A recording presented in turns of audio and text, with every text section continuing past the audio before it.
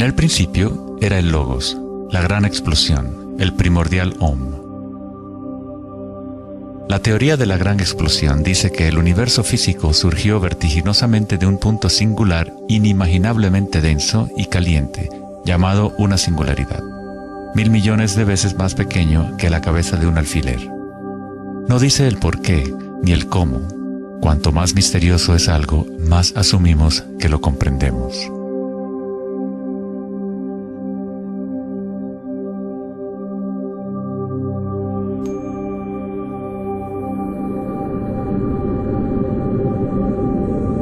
Antes se pensaba que la gravedad haría que se desacelerara eventualmente la expansión del universo, o que lo contraería en una gran implosión. Sin embargo, las imágenes del telescopio Hubble demuestran que la expansión del universo parece estar acelerándose, expandiéndose más y más desde su origen en la gran explosión. De alguna manera, hay más masa en el universo de la cual la física había predicho. Para justificar la masa perdida, los físicos dicen ahora que el universo está compuesto de solamente 4% de materia atómica, o lo que nosotros consideramos materia normal. 23% del universo es materia oscura y 73% es energía oscura, lo cual antes pensábamos que era espacio vacío. Es como un sistema nervioso invisible que recorre el universo conectando todas las cosas.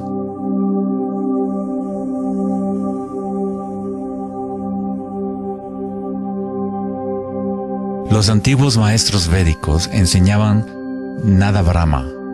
El universo es vibración. El campo vibratorio es la raíz de toda experiencia espiritual e investigación científica verdaderas. En el mismo campo de energía que santos, budas, yogis, místicos, chamanes, sacerdotes y videntes han observado al observar en su interior.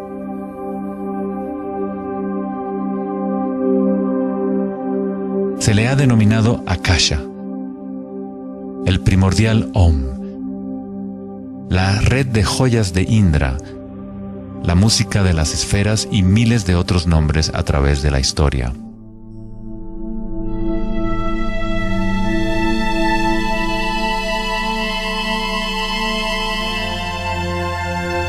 Es la raíz común de todas las religiones. Y el vínculo entre nuestros mundos interiores y exteriores.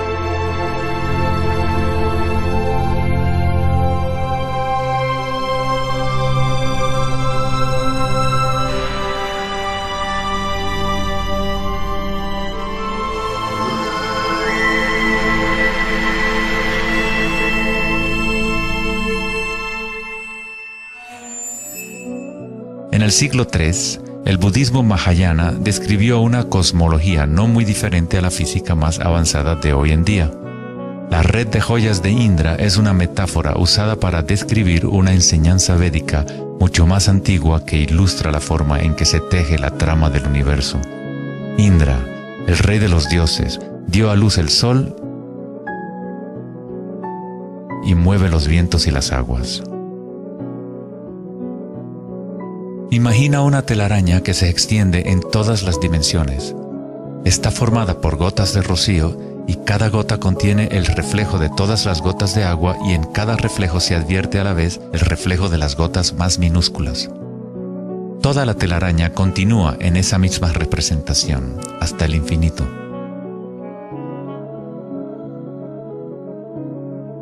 La red de Indra podría ser descrita como un universo holográfico, donde hasta el más mínimo rayo de luz contiene el patrón completo de la totalidad. Se hace referencia a veces al científico serbio-americano Nikola Tesla como el hombre que inventó el siglo XX.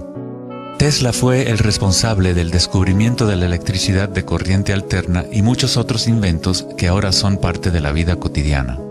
Debido a su interés en las antiguas tradiciones védicas, Tesla se encontraba en una posición única para comprender la ciencia a través de un modelo tanto oriental como occidental. Como todos los grandes científicos, Tesla investigó profundamente los misterios del mundo exterior, pero también observó profundamente su interior.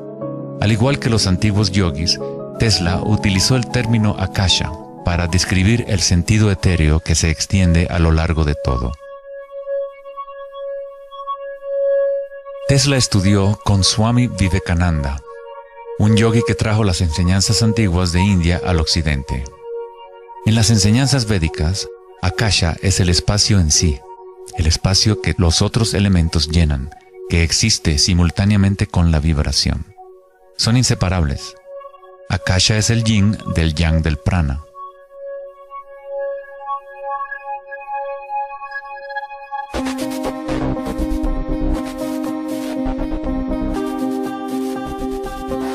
Un concepto moderno que nos puede ayudar a conceptualizar a Akasha, o la sustancia primaria, es la idea de los fractales. No fue sino hasta la década de los 80 que los avances en las computadoras nos permitieron visualizar y reproducir en realidad matemática los patrones de la naturaleza.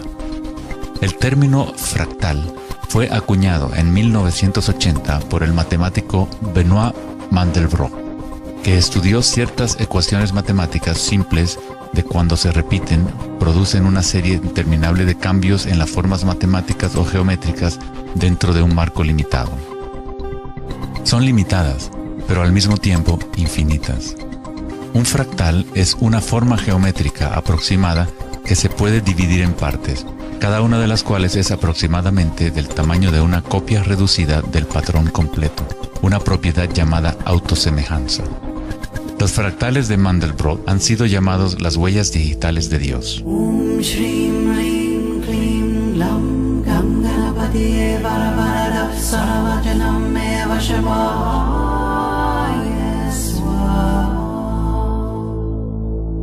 Estás viendo obras de arte creadas por la propia naturaleza. Si se gira la figura de Mandelbrot de cierta forma, luce muy similar a una deidad hindú o a un Buda. Esta figura ha sido denominada la figura Buddha-Brot.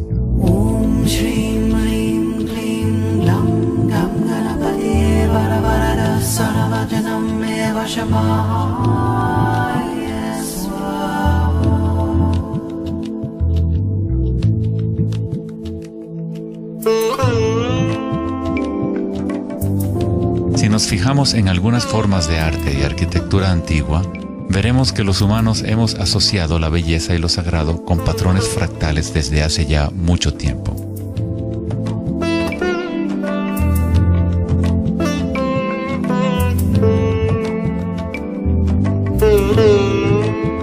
Infinitamente complejos, sin embargo, cada parte contiene la semilla para recrear el conjunto.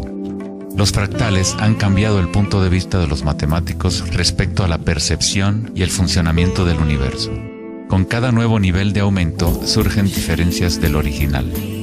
El cambio y la transformación constante ocurren a medida que atravesamos el nivel de un detalle fractal a otro. Esta transformación es el espiral cósmico, la inteligencia intrínseca de la matriz del espacio-tiempo.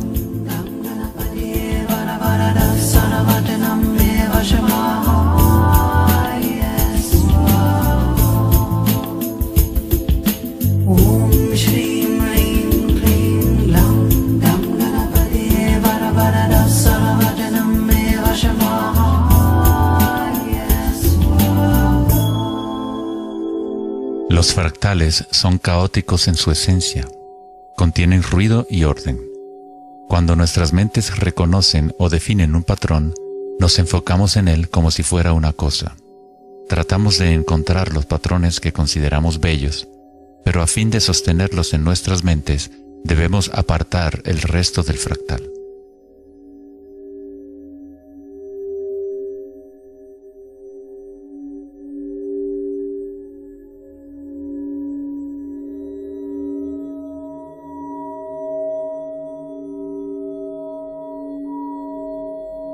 Comprender un fractal con los sentidos es limitar su movimiento.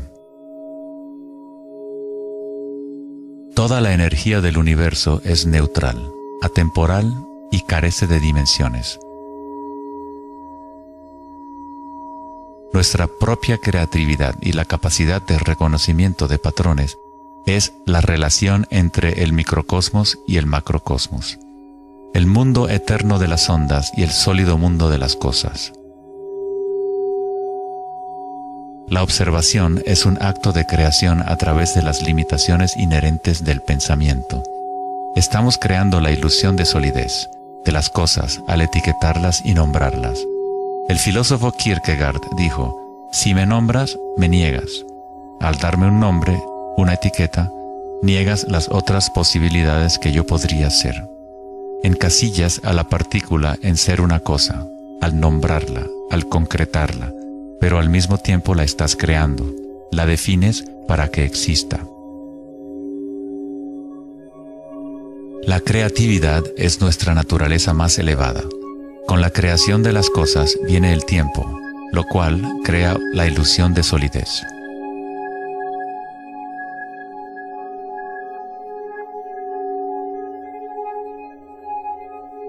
Einstein fue el primer científico en comprender que lo que nosotros consideramos espacio vacío no es la nada, posee propiedades y casi incalculables cantidades de energía son parte intrínseca de la naturaleza del espacio. El famoso físico Richard Feynman dijo en una ocasión: hay suficiente energía en un solo metro cúbico de espacio para hervir todos los océanos del mundo. Los meditadores avanzados saben que en el silencio se encuentra el mayor poder. Buda tenía otro término para la sustancia primaria. La llamaba kalapas. Las kalapas son como partículas u ondas minúsculas que están surgiendo y desapareciendo miles de millones de veces por segundo.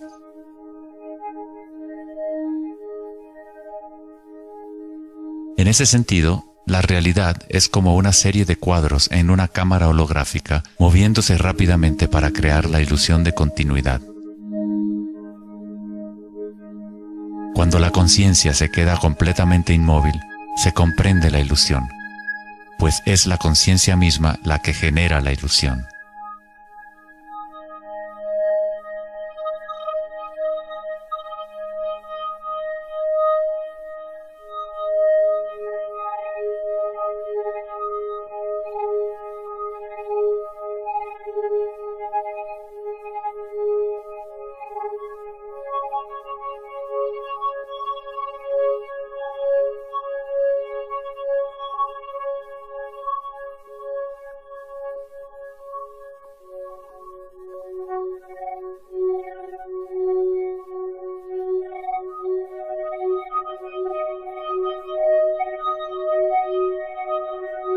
En las tradiciones antiguas orientales se sabía desde hace miles de años que todo es vibración. Nada Brahma, el universo es sonido. La palabra nada significa sonido o vibración y Brahma es el nombre de Dios. Brahma, al mismo tiempo, es el universo y es el creador. El artista y el arte son inseparables.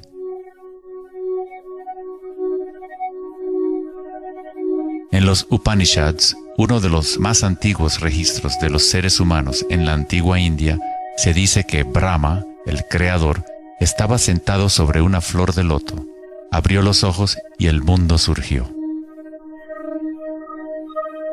Brahma cierra sus ojos y un mundo entero cesa de existir.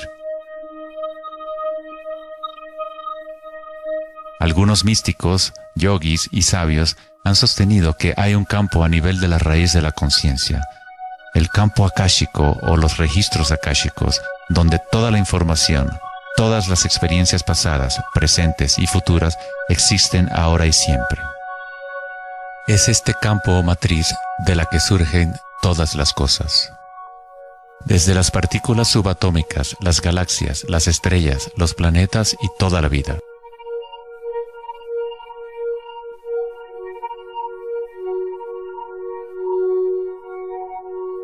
Nunca ves nada en su totalidad, ya que todo está formado de capas y capas de vibración y está constantemente cambiando. Intercambio de información con Akasha. Un árbol bebe del sol, del aire, de la lluvia y de la tierra.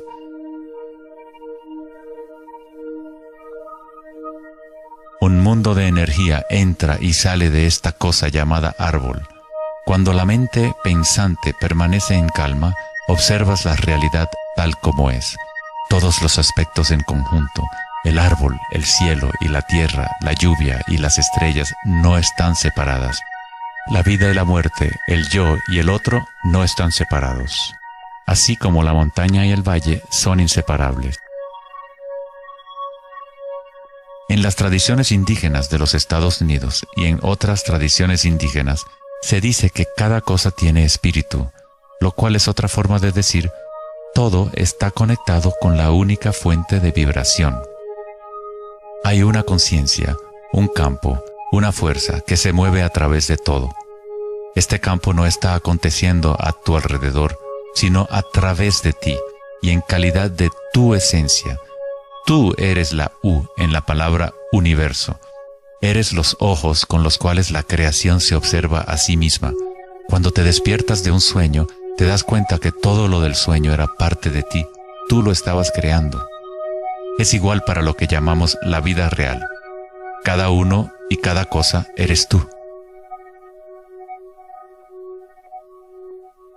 La única conciencia mirando a través de cada ojo, bajo cada roca,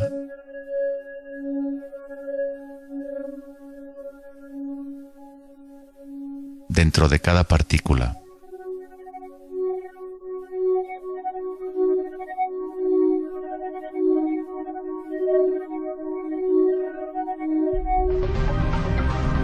Los investigadores internacionales del CERN, el Laboratorio Europeo de Física de Partículas, están buscando este campo que se extiende a lo largo de todas las cosas.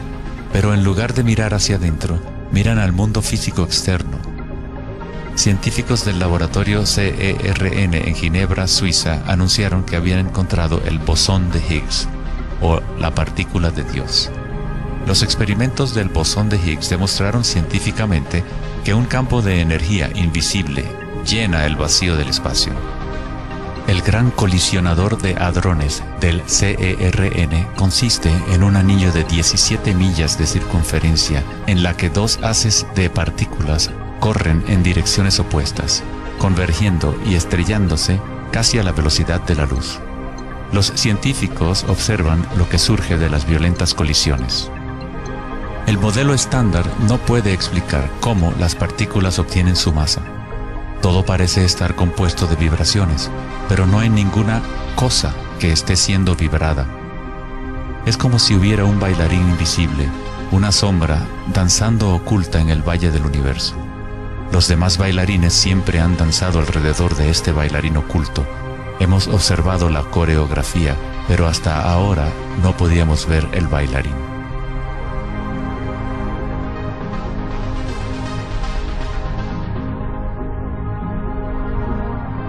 La denominada partícula de Dios, las propiedades de la materia básica del universo, el núcleo de toda la materia que constituiría la masa y la energía inexplicable que acciona la expansión del universo. Pero lejos de explicar la naturaleza del universo, el descubrimiento del bosón de Higgs simplemente presenta un misterio aún mayor, dejando al descubierto un universo que es aún más misterioso de lo que nunca habíamos imaginado.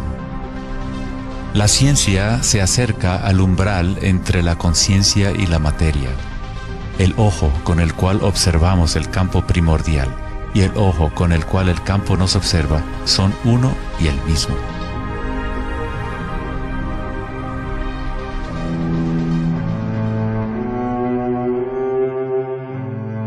El célebre escritor alemán Wolfgang von Goethe dijo: "La onda es el fenómeno primordial que dio origen al mundo". La cimática es el estudio del sonido visible. La palabra cimática proviene de la raíz griega kuma, que significa onda o vibración.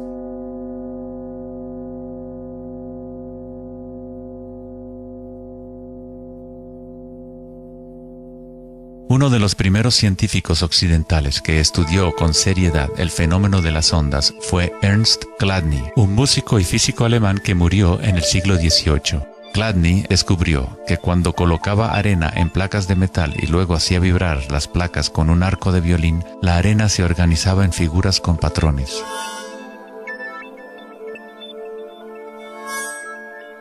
Diferentes formas geométricas aparecían dependiendo de la vibración producida. Chladni registró un catálogo completo de estas formas que se conocen como las figuras de Chladni. Muchos de estos patrones se pueden encontrar en todo el mundo de la naturaleza. Es el caso de las marcas distintivas de la tortuga o los patrones de manchas del leopardo.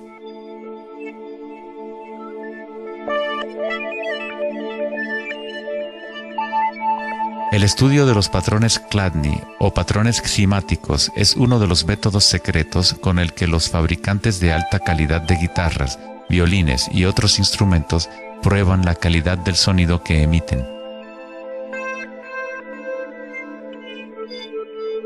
Hans Jenny expandió el trabajo de Chladni en los años 60 usando varios líquidos y amplificación electrónica para generar frecuencias de sonido, y así acuñó el término cimática.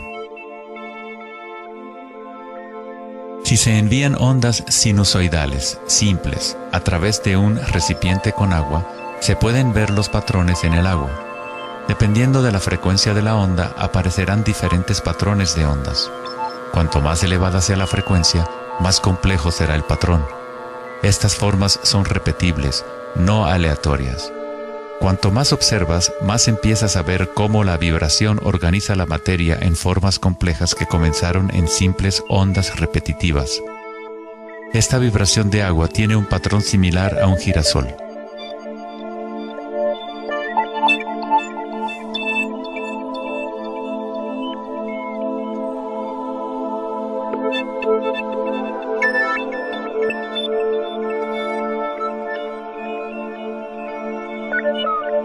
Tan solo cambiando la frecuencia de sonido se obtiene un patrón diferente.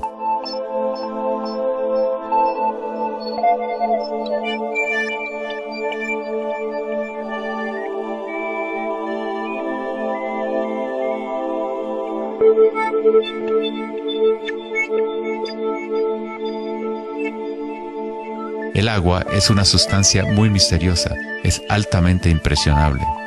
Es decir, puede recibir y retener la vibración. Debido a su capacidad y sensibilidad de resonancia elevada y a su disposición interna para resonar, el agua responde instantáneamente a todos los tipos de ondas acústicas. Agua y tierra vibrante constituyen la mayoría de la masa en las plantas y los animales.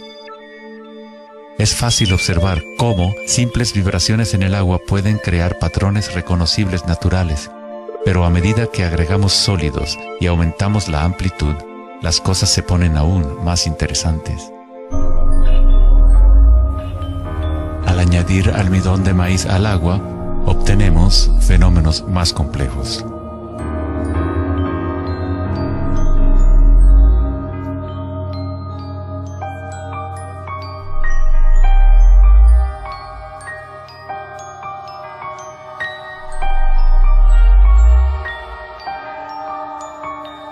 Tal vez, los principios de la vida en sí se pueden observar conforme las vibraciones mueven la burbuja de almidón de maíz en lo que parece ser un organismo en movimiento. El principio que anima el universo se describe en todas las grandes religiones usando las palabras que reflejan los conocimientos de ese momento en la historia. En el idioma de los incas, el imperio más grande de la América precolombina, la palabra para cuerpo humano es Alpacamasca, lo que significa literalmente tierra viviente. En la Cábala o misticismo judío, hablan del nombre divino de Dios, el nombre impronunciable. No se puede pronunciar debido a que es una vibración que está en todas partes. Se trata de todas las palabras, toda la materia. Todo es la palabra sagrada. El tetaedro es la forma más simple que puede existir en 3 dimensiones. Algo debe tener por lo menos 4 puntos para tener realidad física. La estructura del triángulo es el único patrón de la naturaleza que se autoequilibra. En el Antiguo Testamento, la palabra tetragrámaton se utilizaba a menudo para representar una cierta manifestación de Dios. Se usaba cuando se hablaba de la palabra de Dios o del nombre especial de Dios, logos o la palabra primordial. Las antiguas civilizaciones sabían que en la estructura de la raíz del universo estaba la figura tetraédrica. De esta forma, la naturaleza exhibe un impulso fundamental hacia el equilibrio, Shiva, pero a la vez exhibe un impulso fundamental hacia el cambio, Shakti.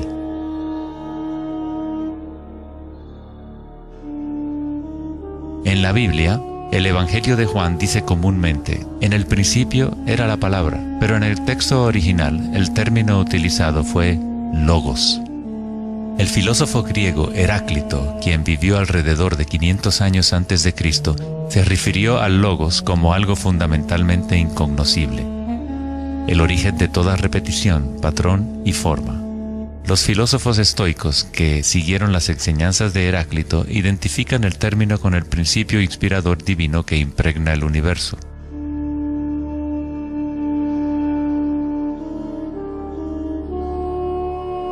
En el sufismo, el logos está en todas partes y en todas las cosas. Es aquello de lo cual lo inmanifiesto se manifiesta.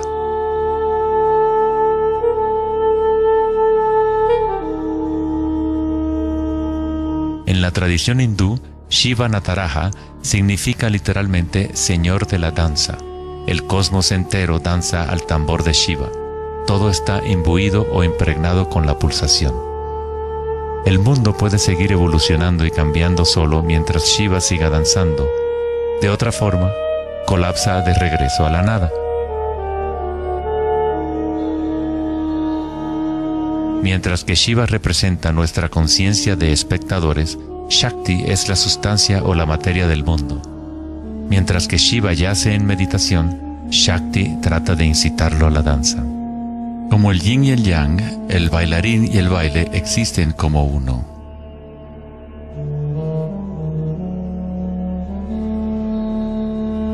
Logos también significa verdad inocultable. Aquel que conoce el logos, conoce la verdad.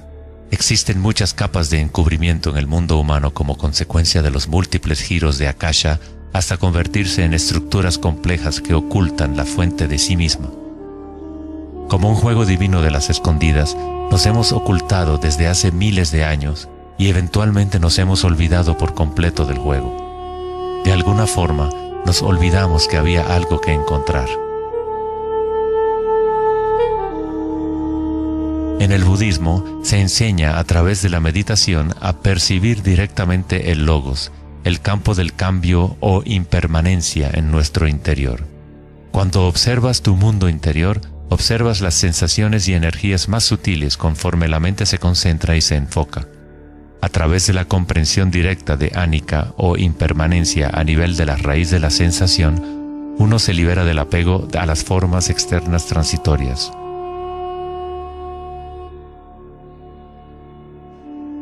Una vez que tomamos conciencia de que hay un campo vibratorio que es la raíz común de todas las religiones, ¿cómo podemos decir mi religión? O este es mi Om primordial, mi campo cuántico.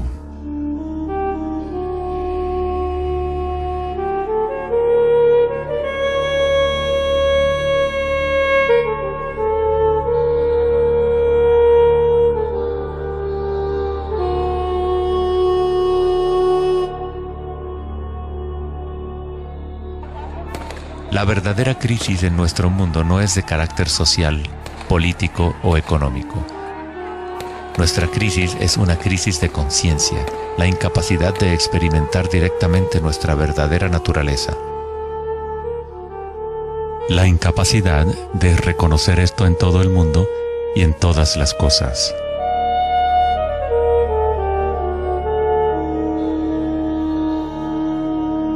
En la tradición budista, el bodhisattva es la persona con una naturaleza búdica despierta. Un bodhisattva se compromete a ayudar a despertar a cada ser en el universo, comprendiendo que solo hay una conciencia. Para despertar el verdadero ser, uno debe despertar a todos los seres.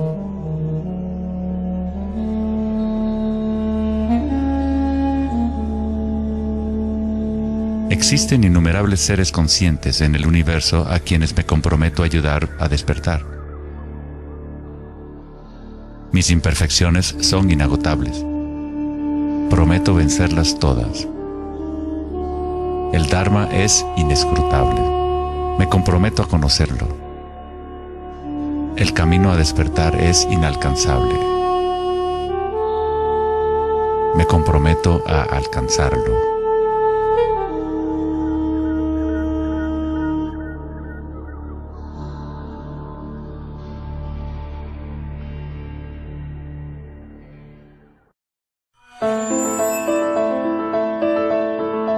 El filósofo Platón, partidario de Pitágoras, insinuaba enigmáticamente que había una llave de oro que unificaba todos los misterios del universo. Esta es la llave de oro a la que regresaremos una y otra vez a lo largo de nuestra exploración. La llave de oro es la inteligencia del Logos, la fuente del Om primordial. Se podría decir que es la mente de Dios. Con nuestros limitados sentidos, estamos observando solo la manifestación externa de la mecánica oculta de la autosemejanza. La fuente de esta simetría divina es el misterio más grande de nuestra existencia. Muchos de los pensadores monumentales de la historia, como Pitágoras, Kepler, Leonardo da Vinci, Tesla y Einstein, han llegado al umbral del misterio. Einstein dijo: "Lo más bello que podemos experimentar es lo misterioso. Es la fuente de cualquier arte y ciencia verdadera". Aquel que no conoce esta emoción, que no hace pausa para maravillarse y quedarse absorto en admiración, es como si estuviera muerto. Sus ojos están cerrados. Estamos en la posición de un niño pequeño entrando a una gran biblioteca llena de libros en muchos idiomas diferentes. El niño sabe que alguien debe haber escrito esos libros. No sabe cómo. No entiende los idiomas en que están escritos. El niño sospecha ligeramente que hay un orden misterioso en la disposición de los libros, pero no sabe cuál es. A mí me parece que esa es la actitud, inclusive del ser humano más inteligente, hacia Dios. Vemos un universo maravillosamente ordenado que obedece ciertas leyes. Nuestras mentes limitadas no pueden comprender la misteriosa fuerza que mueve las constelaciones. Todo científico que observa detenidamente el universo y todo místico que observa profundamente su interior, se encuentra tarde o temprano, cara a cara, con la misma cosa: la espiral primordial.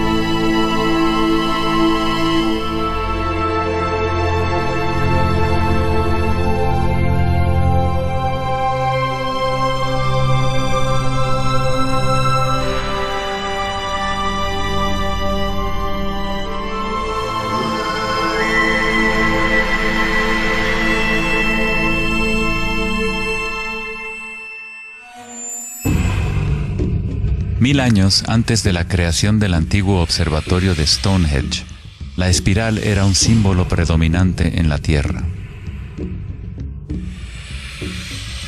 Las espirales antiguas se pueden encontrar por todas partes del mundo. Miles de espirales antiguas como estas se pueden encontrar en toda Europa, Nuevo México y Utah en Estados Unidos, Australia, China y Rusia, en virtualmente todas las culturas indígenas de la Tierra. Las espirales antiguas simbolizan el crecimiento, la expansión y la energía cósmica encarnada en el Sol y en el cielo. La forma espiral refleja el macrocosmos del universo mismo revelándose.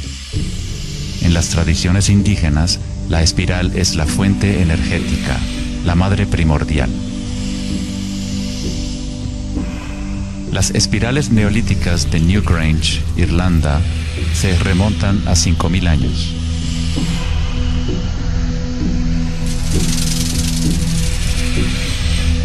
500 años más que la Gran Pirámide de Giza y son igual de enigmáticas ante los observadores modernos. Las espirales se remontan a una época en la historia en donde los humanos estaban más conectados con la Tierra, con los ciclos y las espirales de la naturaleza. Una época en que los seres humanos se identificaban menos con los pensamientos. La espiral es lo que percibimos como la fuerza de torsión en el universo. El prana, o fuerza creativa, hace girar a Akasha en una secuencia de formas sólidas. Se encuentra en todos los niveles entre el macrocosmos y el microcosmos, desde las galaxias espirales hasta los sistemas meteorológicos, el agua en tu bañera y tu ATM.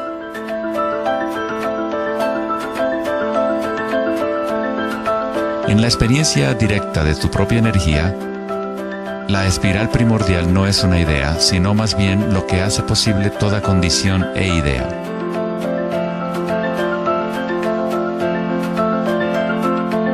Varios tipos de espirales y hélices se encuentran en todo el mundo de la naturaleza. Caracoles,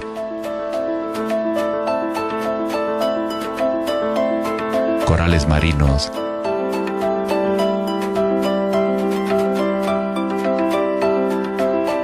telarañas,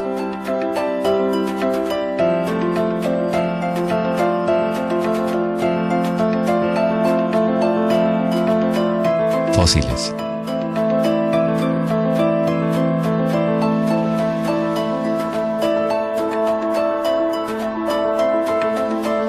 En las colas de los caballitos de mar,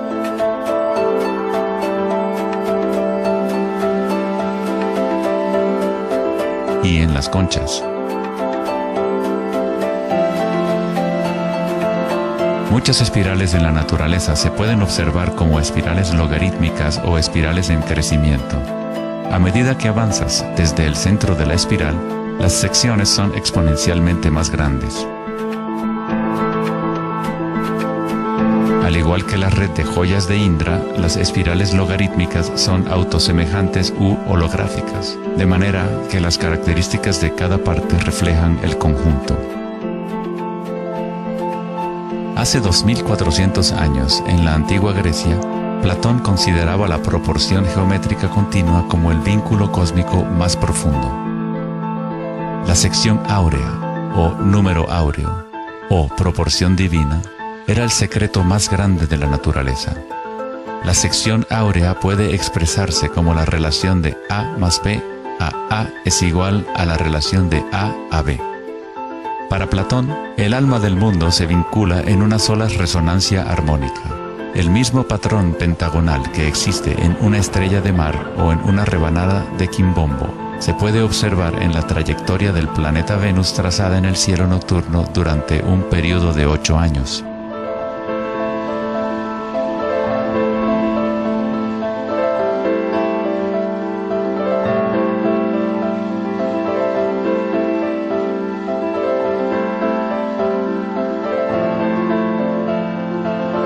Se observa en el mundo inteligible de las formas en el cielo y en el mundo visible de los objetos materiales en la tierra, a través de este principio de la autosemejanza geométrica. Desde los patrones autosemejantes del brócoli romanesco hasta las ramas de las galaxias, las espirales logarítmicas son patrones omnipresentes y arquetípicos. Nuestra galaxia de la Vía Láctea tiene varias ramas espirales logarítmicas con una pendiente de unos 12 grados. Cuanto mayor la pendiente de la espiral, más compactos son los giros. Al observar una planta que crece a intervalos de tiempo en un video, uno es testigo de su danza con la espiral de la vida.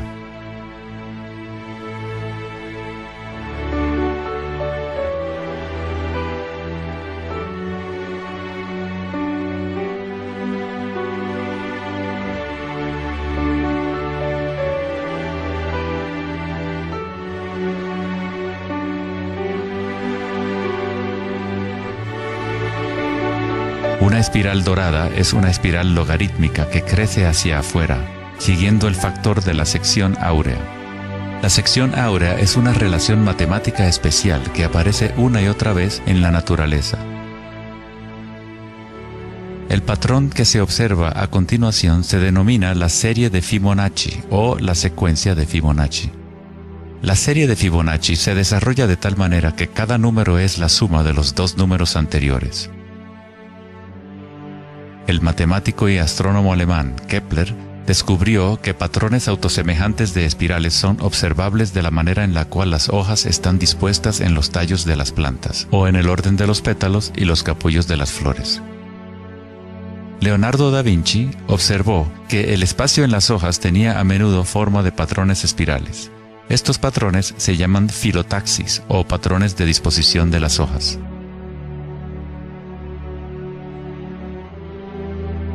La disposición filotaxis se puede observar en los nucleótidos independientes del ADN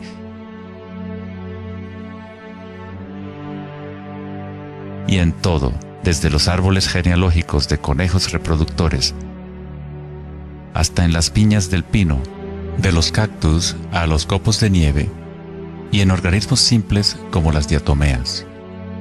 Las diatomeas son uno de los tipos más comunes de fitoplancton, organismos unicelulares que sirven de alimento a numerosas especies en la cadena alimenticia.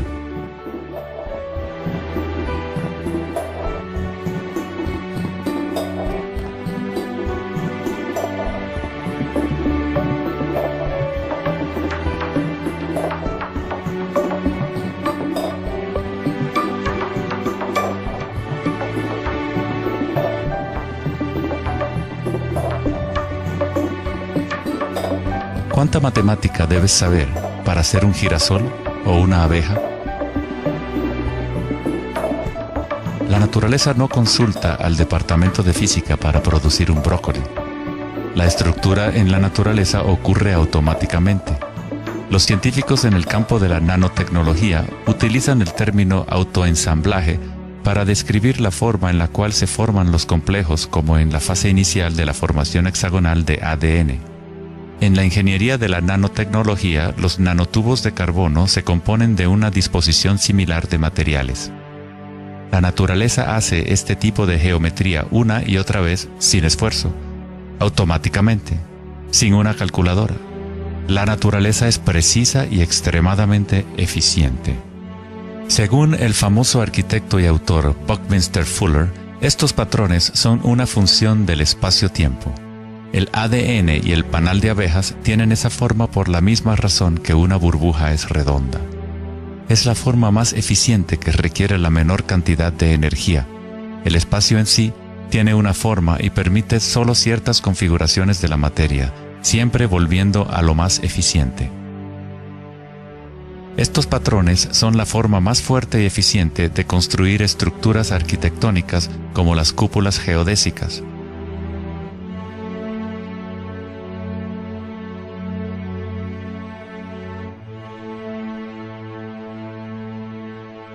Los patrones de espirales logarítmicas permiten la exposición máxima de las plantas a los insectos para la polinización.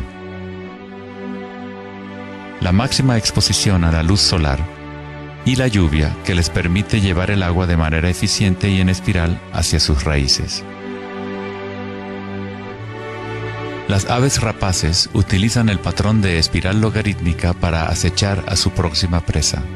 Volar en espiral es la forma más eficiente de cazar.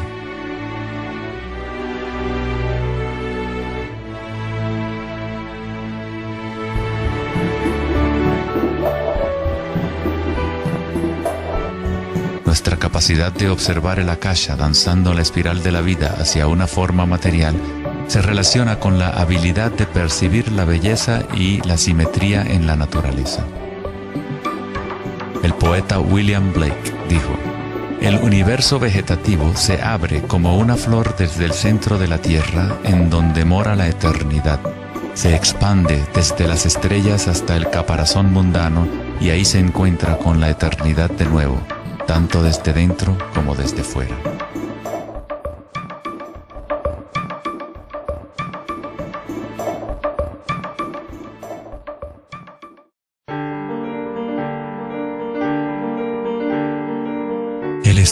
los patrones en la naturaleza no es algo familiar en el mundo occidental, pero en la antigua China, esta ciencia es conocida como Li. El Li refleja el orden dinámico y el patrón en la naturaleza. Pero no es considerado algo estático, congelado o inmutable como un mosaico. Es un patrón dinámico que se materializa en todos los seres vivos.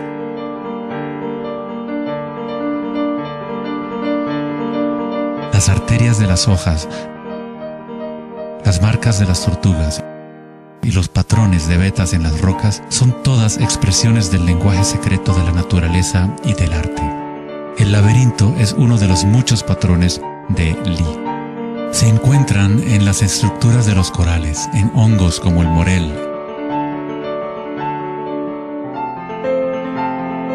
en coles y en el cerebro humano. El patrón celular es otro patrón común en la naturaleza. Existe una gran variedad de diferentes estructuras celulares, pero todas tienen un orden similar definido según su propósito y función.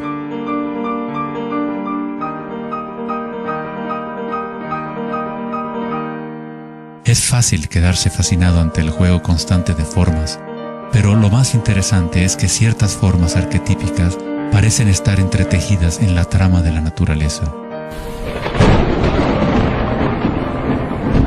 El patrón de ramificación es otro patrón Li, o modelo arquetípico observable en todos los niveles y en todas las escalas fractales.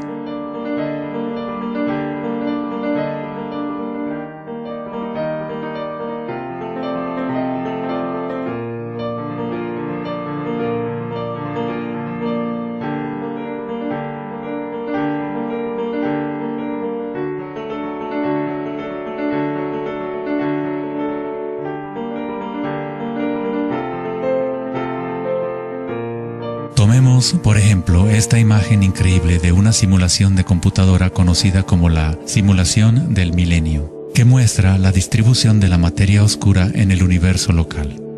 Fue creada por Max Planck Society en Alemania. La materia oscura es lo que antes considerábamos espacio vacío. Es como un sistema nervioso invisible que recorre todo el universo.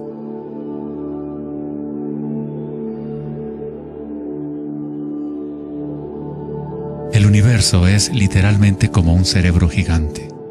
Está constantemente utilizando un tipo de energía oscura u oculta que solo hasta ahora la ciencia empieza a entender. A través de esta red inmensa, la insondable energía se mueve proporcionando el impulso para la expansión y el crecimiento del universo.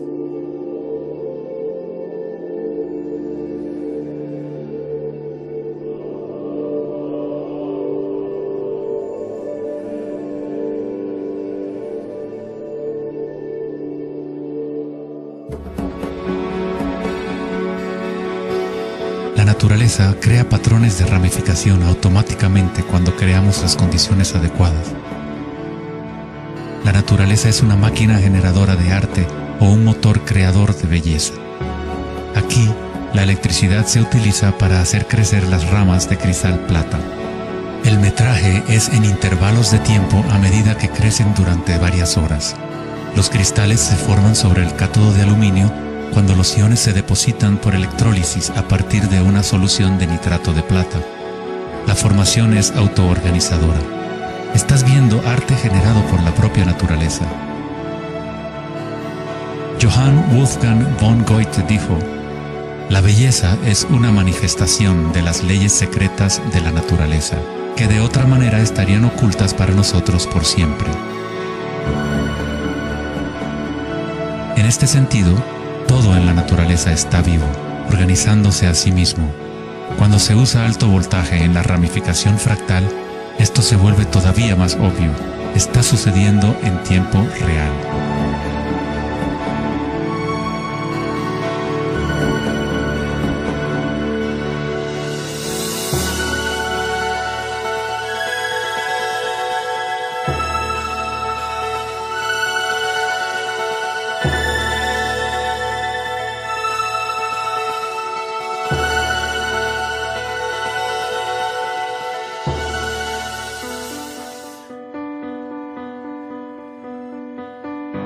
En el cuerpo humano se encuentran patrones y estructuras ramificadas por todas partes. Son, por supuesto, el sistema nervioso de la medicina occidental. Pero en la medicina china, ayurvédica y tibetana, los meridianos de energía son un componente esencial para entender cómo funciona el cuerpo. Los nadis o meridianos de energía forman estructuras ramificadas. Una autopsia no revelará los chakras o nadis, pero eso no quiere decir que no existen. Es necesario refinar las herramientas que usamos para poder observar. En primer lugar, debes aprender a acallar tu mente. Solo entonces podrás ver estas cosas primero en tu interior. En la teoría eléctrica, cuanta menos resistencia haya en un cable, más fácilmente puede transportar energía. Al cultivar la ecuanimidad a través de la meditación, se crea un estado de no resistencia en tu cuerpo. Prana o chi, o energía interna, es simplemente tu vitalidad interior. Lo que sientes cuando tomas conciencia desde el interior del cuerpo. Los hilos sutiles de tu cuerpo que transportan el prana, los nadis, logran mover más y más energía pránica a través de los chakras. El cableado se hace más fuerte a medida que lo usas, pues permites que la energía fluya. Donde quiera que haya conciencia, el chi o energía comenzará a fluir y prosperarán las conexiones físicas. En el sistema nervioso y el cerebro, los patrones físicos de cableado se establecen por repetición. Si prestas atención continuamente a lo que está en tu interior y reduces la resistencia a las sensaciones que están experimentando, incrementas tu capacidad energética.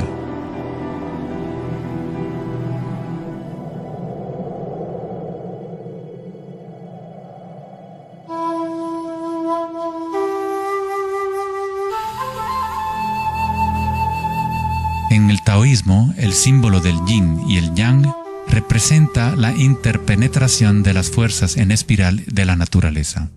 El yin y el yang no son dos y no es uno. El antiguo concepto del ara está representado por un yin y yang o remolino en espiral. Es el centro de energía localizado en el abdomen, debajo del ombligo. Ara significa literalmente mar u océano de energía. En China, el ara es llamado el Dantien inferior. En muchas formas de artes marciales asiáticas, se dice que el guerrero con ara fuerte es imparable. En la tradición samurái, una forma de suicidio ritual o seppuku era el harakiri. Esto significa traspasar tu propio ara, desconectando el chi o canal de energía. Moverse desde este centro crea el movimiento enraizado y lleno de gracia que se ve no solo en las artes marciales,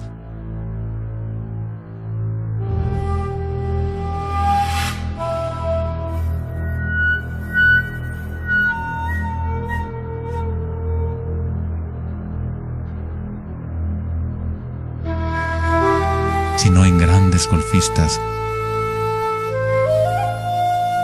bailarinas de danza del vientre,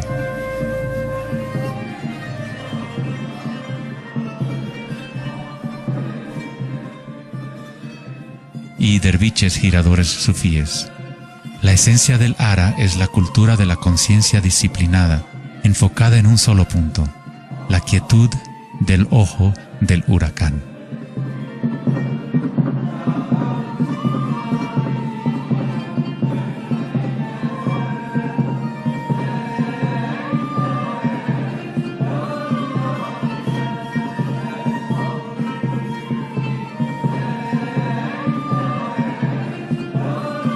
Es el instinto de nuestras entrañas con relación a nuestra propia fuente de energía.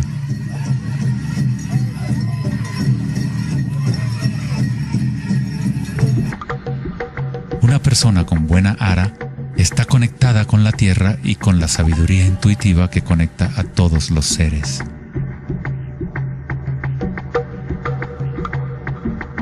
Pensar con tu vientre, el ara de Kengasai, es conectarte con tu sabiduría interior.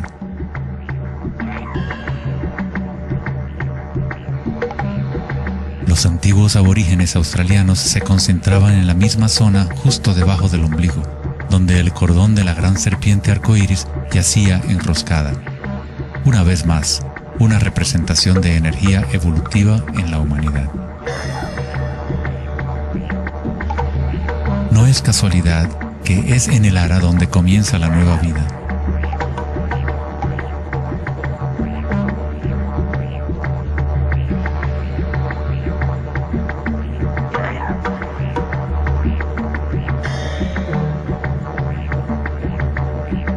El sistema nervioso entérico, a veces llamado cerebro intestinal, es capaz de mantener una matriz compleja de conexiones similares a las del cerebro en la cabeza, con sus propias neuronas y neurotransmisores.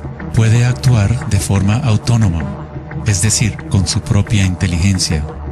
Se podría decir que el cerebro intestinal es una versión fractal del cerebro de la cabeza, o tal vez el cerebro de la cabeza es una versión fractal del cerebro intestinal. Un oso sano tiene un ara fuerte. Cuando un oso sabe dónde hurgar para encontrar hierbas, sigue el movimiento del chi a través de sus sentidos, centrando en el ara o vientre. Esta es la conexión del oso con la cabaña de los sueños, el lugar en las tradiciones indígenas de donde proviene todo el conocimiento y regresa hacia la espiral de la vida. Pero, ¿cómo conocían los antiguos pueblos la espiral, si la ciencia moderna está apenas empezando ahora a reconocer su importancia? Pregúntale a las abejas. Ellas no se han olvidado de amar. Las abejas tienen una conexión especial con la fuente como parte de un sistema simbiótico que ayuda a la belleza y a la diversidad a florecer. Son un puente entre el macrocosmos y el microcosmos. Hay un corazón que nos conecta a todos, como una mente colectiva, por llamarla así. Al igual que un cerebro abierto, la colmena envía sus sueños al mundo para manifestarse.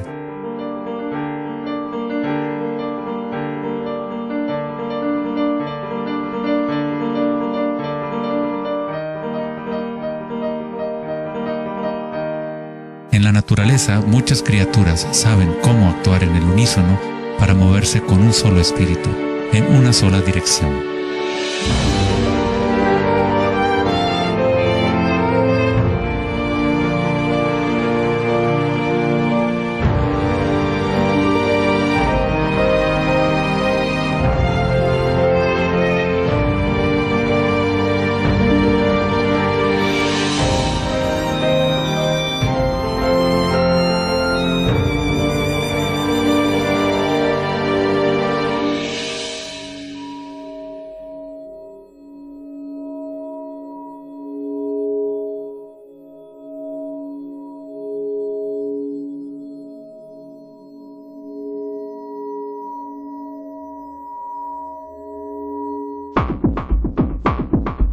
Pero no todos se benefician de las otras especies a su alrededor.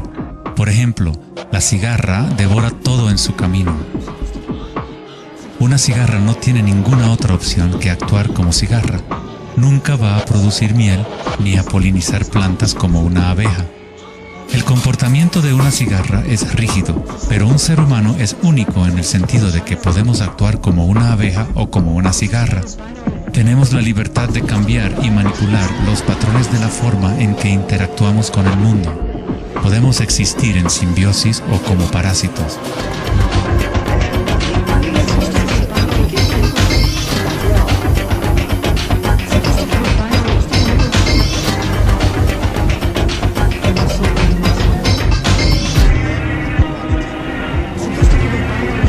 Hoy en día, los seres humanos tratan de entender la espiral con la mente racional, pero nunca ha sido el pensamiento el que nos conecta con la espiral de la vida. Siempre hemos estado conectados.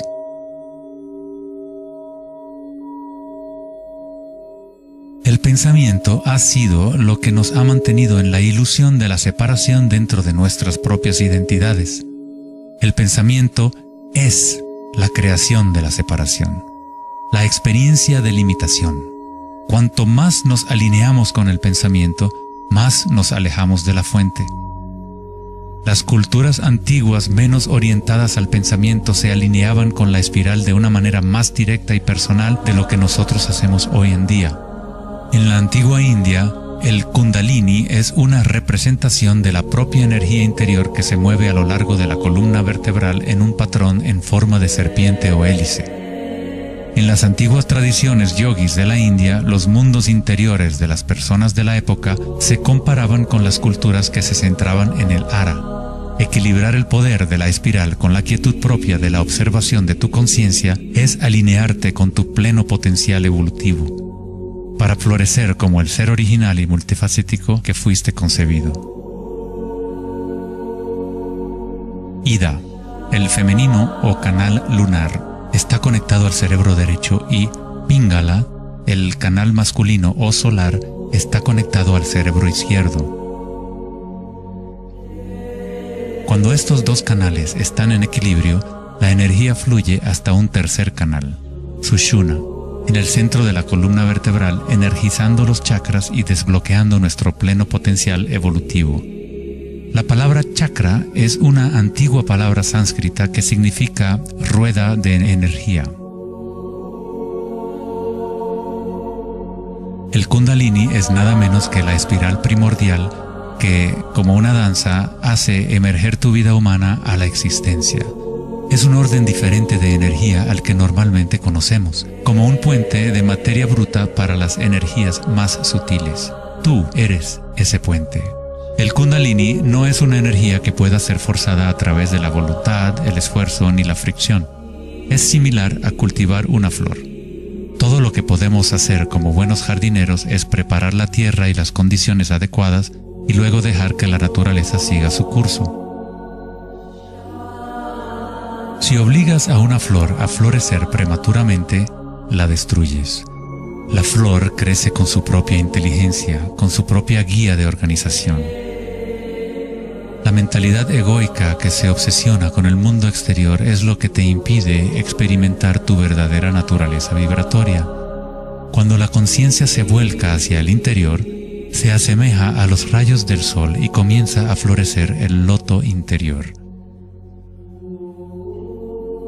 Conforme el Kundalini despierta en nuestro interior, comenzamos a notar el distintivo de la espiral en todas las cosas. En todos los patrones internos y externos, esta espiral es el vínculo entre nuestros mundos interiores y exteriores.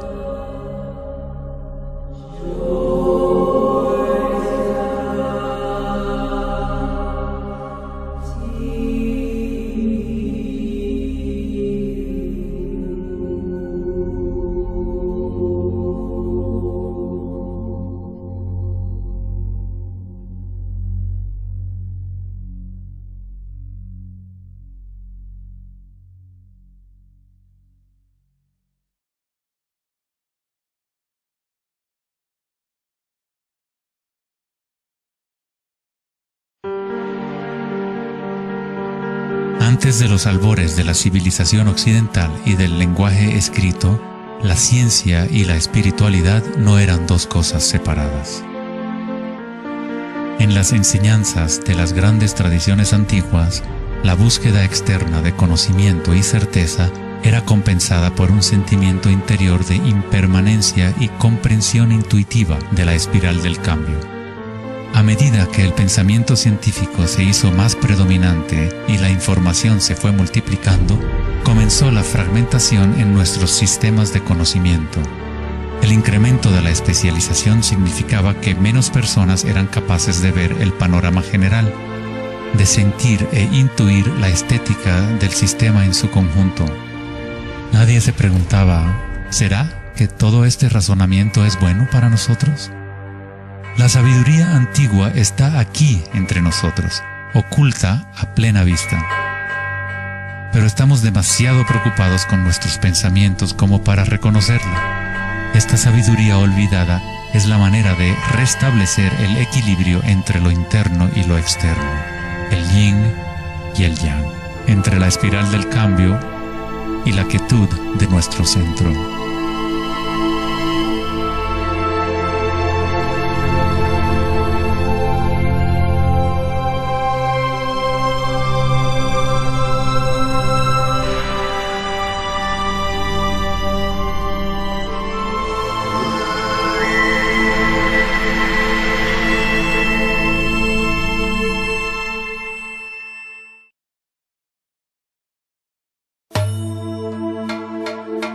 la leyenda griega, Asclepio era hijo de Apolo y dios de la medicina. Su sabiduría y habilidades para la curación eran insuperables, y se decía que había descubierto el secreto mismo de la vida y la muerte. En la antigua Grecia, los templos de curación asclepianos reconocían el poder de la espiral primordial. Esto está simbolizado por la vara de Asclepios. Se dice que Hipócrates, el padre de la medicina, cuyo juramento todavía constituye el código moral de la profesión médica, se entrenó en un templo asclepiano.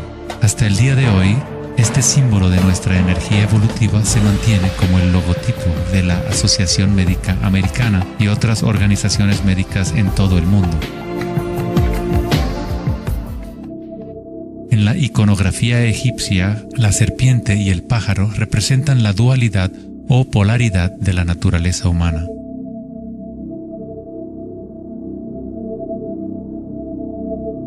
La serpiente en dirección descendiente es la espiral manifestada y la energía evolutiva del mundo.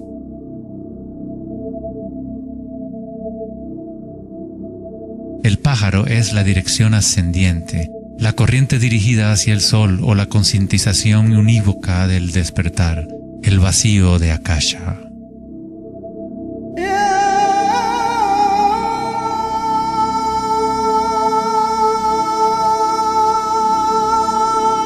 Faraones y dioses son representados con su energía despierta, en donde la serpiente Kundalini asciende por la columna vertebral y traspasa el chakra ajna entre los ojos. Esto se denomina el ojo de Horus. En la tradición hindú, el bindi también representa el tercer ojo, la conexión divina con el espíritu.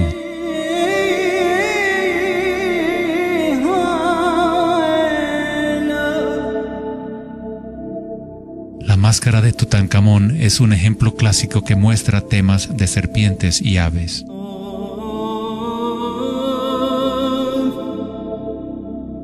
Las tradiciones mayas y aztecas combinan a la serpiente y al pájaro en un solo dios, Quetzalcóatl o Kukulcán. El dios de la serpiente alada representa la conciencia evolutiva despierta o el Kundalini despierto. La persona que despierta a Quetzalcóatl en su interior es una manifestación viviente de lo divino. Se dice que Quetzalcóatl o la energía de la serpiente regresará al final de los tiempos.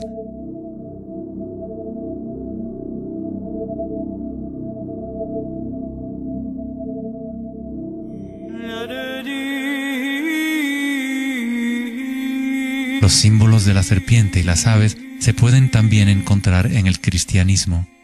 Su significado real podría estar codificado de una manera más profunda, pero el significado es el mismo que en otras tradiciones antiguas.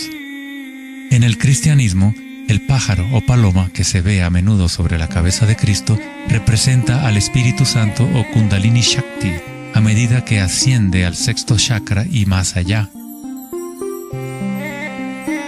Los místicos cristianos llaman al Kundalini por otro nombre, Espíritu Santo. En Juan 3:14 dice: así como Moisés levantó la serpiente en el desierto, así también es necesario que el Hijo del Hombre sea levantado. Jesús y Moisés despertaron su energía Kundalini, trayendo el despertar de la conciencia a las fuerzas inconscientes reptilianas que rigen los deseos del ser humano. Se dice que Jesús pasó 40 días y 40 noches en el desierto, durante los cuales fue tentado por Satanás. De igual forma, Buda fue tentado por Mara cuando estaba sentado en busca de la iluminación bajo el árbol Bodhi o árbol de la sabiduría. Tanto Cristo como Buda tuvieron que alejarse de la tentación de los placeres sensoriales y mundanos.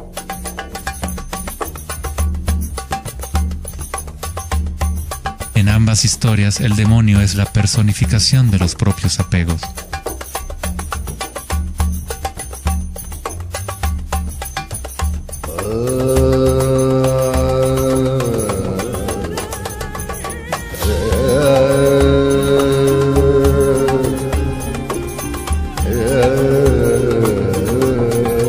estudiamos la historia de Adán y Eva a través de la luz de las tradiciones védicas y egipcias, descubrimos que la serpiente que vigila el árbol de la vida es el Kundalini. La manzana representa el encanto y la tentación del mundo sensorial externo. Distrayéndonos del conocimiento del mundo interior, del árbol del conocimiento interior,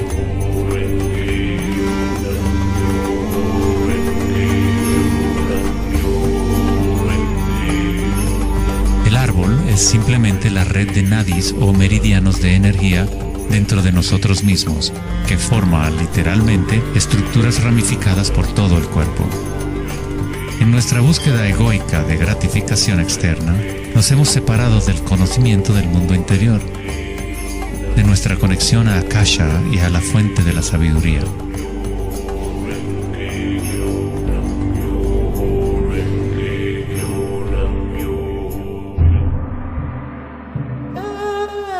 Muchos de los mitos históricos del mundo sobre dragones pueden interpretarse como metáforas de las energías internas de las culturas de las cuales forman parte. En China, el dragón sigue siendo un símbolo sagrado que representa la felicidad. Al igual que los faraones egipcios, los antiguos emperadores chinos que habían despertado sus energías evolutivas fueron representados por la serpiente alada o dragón. El tótem real del emperador de Jade o el emperador celestial muestra un balance similar a los canales de Ida y Pingala. El yin y el yang del taoísmo es el despertar del centro pineal, o como lo denomina el taoísmo, el Dantien superior.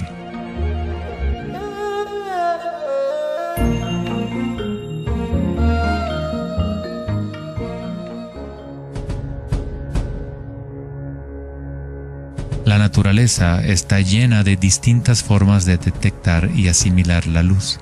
Por ejemplo, un erizo de mar puede, en verdad, ver con su cuerpo espinado que actúa como un gran ojo. Los erizos detectan la luz que ilumina sus espinas y comparan la intensidad de los rayos para tener una idea de lo que está en su entorno.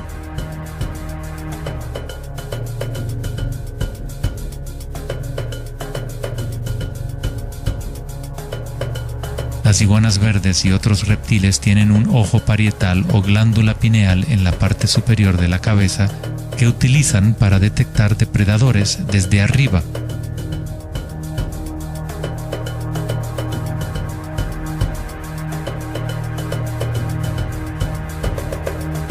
La glándula pineal humana es una pequeña glándula endocrina que ayuda a regular los patrones del sueño y vigilia.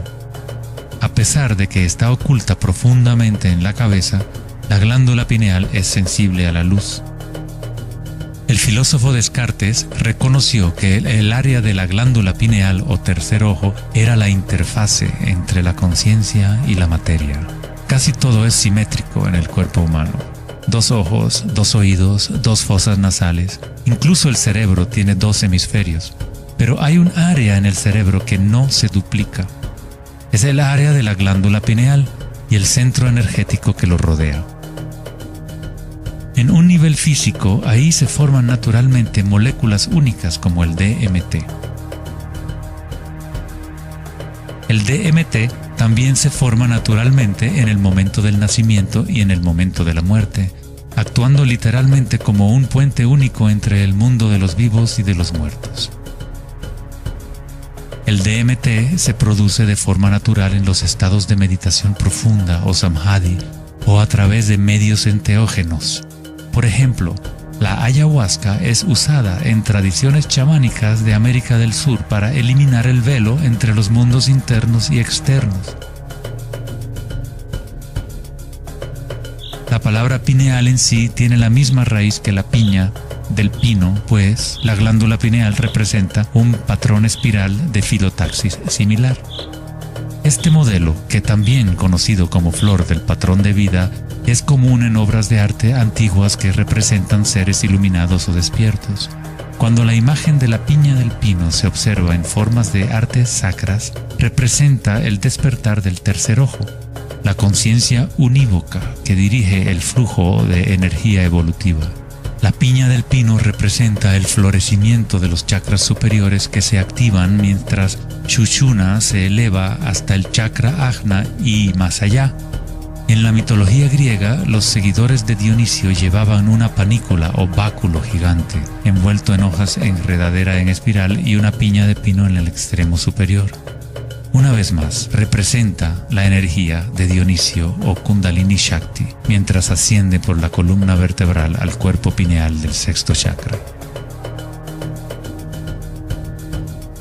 En el corazón del Vaticano, tal vez esperarías ver una gigantesca escultura de Jesús o María, y en su lugar hay una estructura de piña de pino gigante, lo que indica que en la historia cristiana pudo haber habido conocimiento de los chakras y el Kundalini, pero por alguna razón se mantuvo oculto de las masas. La explicación oficial de la Iglesia es que la piña del pino es un símbolo de regeneración y representa la nueva vida en Cristo.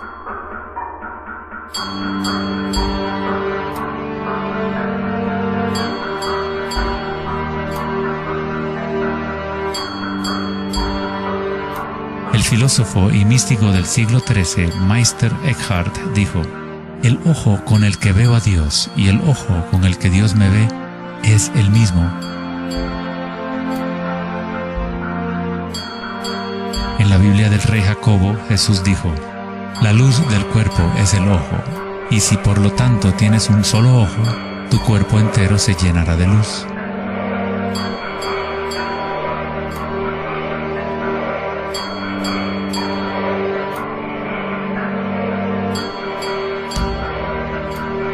Buda dijo: "El cuerpo es el ojo". En estado de Samadhi, uno es a la vez el observador y el observado. Somos el universo consciente de sí mismo.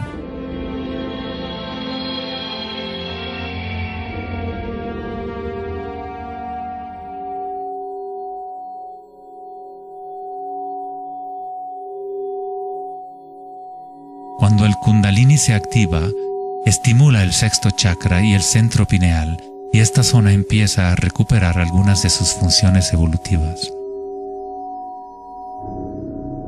La meditación en la oscuridad ha sido utilizada durante miles de años como una forma de activar el sexto chakra en el área de la glándula pineal. La activación de este centro nos permite ver la luz interior. Ya sea el yogi proverbial o el chamán en retiro profundo en una cueva, un taoísta, un iniciado maya o un monje tibetano, todas las tradiciones incorporan un periodo de tiempo durante el cual uno entra en la oscuridad. La glándula pineal es la puerta a la experiencia directa de la propia energía sutil. El filósofo Nietzsche dijo: "Si miras fijamente al abismo durante el tiempo suficiente, eventualmente descubrirás que el abismo te mira fijamente de regreso". Los dólmenes o las antiguas tumbas en formas de pórtico se encuentran entre las estructuras más antiguas que quedan en la Tierra. La mayoría datan del periodo neolítico de 3000 a 4000 años antes de Cristo, y algunos en Europa occidental tienen 7000 años de antigüedad. El dolmen se utilizaba para entrar en meditación perpetua como una forma para los humanos de formar un puente entre el mundo exterior e interior. A medida que uno continúa meditando en la oscuridad total, eventualmente empieza a observar la energía interna o luz al activarse el tercer ojo. Los ritmos circadianos que se rigen por el sol y los canales de la luna dejan de controlar las funciones del cuerpo y se establece un nuevo ritmo.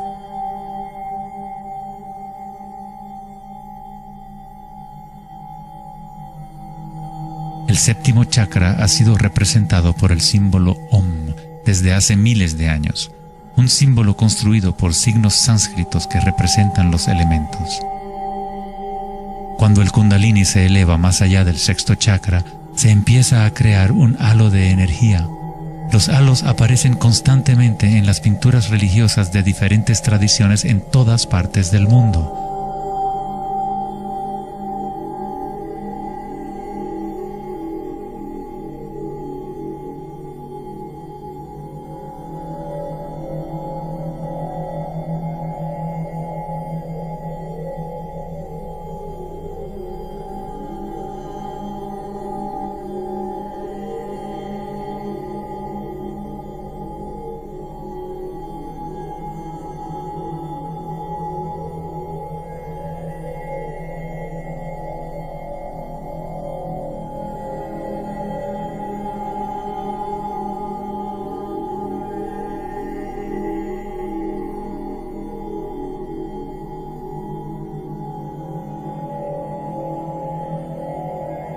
El halo, o la imagen de un distintivo energético alrededor de un ser despierto, es común en virtualmente todas las religiones, en todas partes del mundo.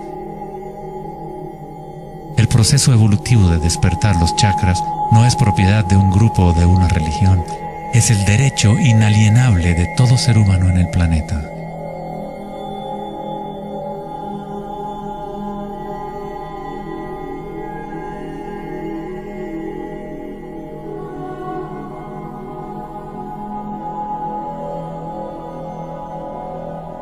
El chakra de la corona es la conexión con lo divino, aquello que está más allá de la dualidad, más allá del nombre y la forma. Akenatón fue un faraón cuya esposa era Nefertiti. Era llamado el Hijo del Sol. Él descubrió Atón, o la palabra de Dios en su interior, uniendo el Kundalini y la conciencia.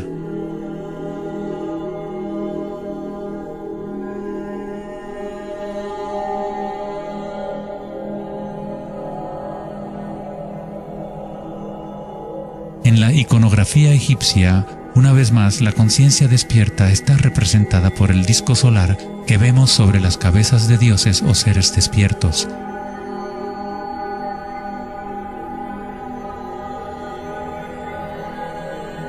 En las tradiciones hindú y yógica, se denomina Sahasrara a ese halo, el loto de 1000 pétalos.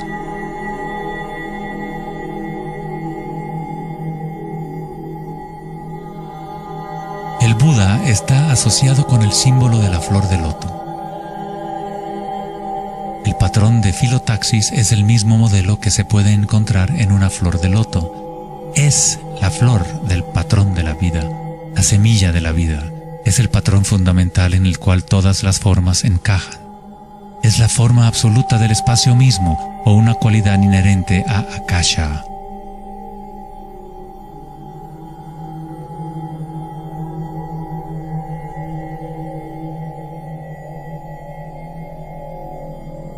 En un momento de la historia, el símbolo de la flor de la vida predominaba por toda la tierra.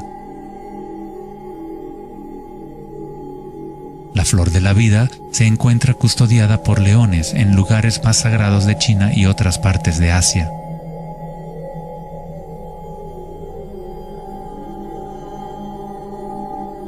Los 64 hexagramas del I Ching a menudo rodean el símbolo yin-yang, que es otra forma de representación de la flor de la vida. En el interior de la flor de la vida está la base geométrica de todos los sólidos platónicos, de esencialmente cualquier forma que pueda existir. La antigua flor de la vida empieza con la geometría de la estrella de David, o triángulos con sus caras hacia arriba y hacia abajo. En tridimensional serían estructuras tetaédricas. Este símbolo es un yantra, una especie de programa que existe en el universo, la máquina que genera nuestro mundo fractal. Los yantras se han utilizado como herramientas para despertar la conciencia durante miles de años. La forma visual del yantra es una representación externa de un proceso interno de desarrollo espiritual.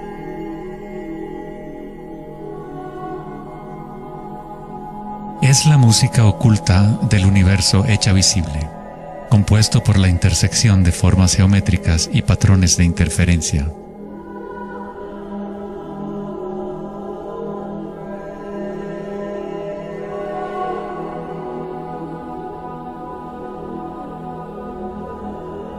Cada chakra es un loto, un yantra, un centro psicofisiológico a través del cual el mundo puede ser experimentado.